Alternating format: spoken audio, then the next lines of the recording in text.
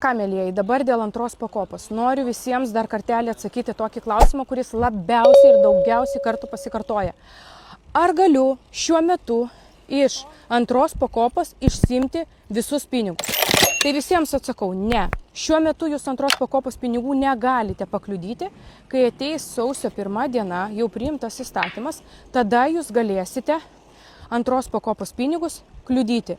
Kokią tą dalį pakliudyti, kaip jie bus išimami, kaip jie bus skaičiuojami, viską sužinote mano individualioje konsultacijoje jums per kokių 30-40 minučių. Arba tiesiog parašykite man žinutę ir aš jums labai trumpai galėsiu paaiškinti.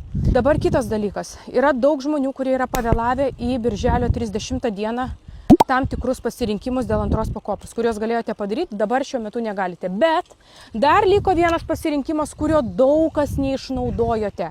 Tai jeigu šiai dienai norite antroje pakopoje netaupyti nei 1 euro cento iki sausio 1 dienos, kada galėsite rinktis iš 3 pasirinkimų – kaupti, stabdyti ar nutraukti, vat iki tos dienos jūs galite šiai dienai dar pasirinkti netaupyti antroje pakopoj.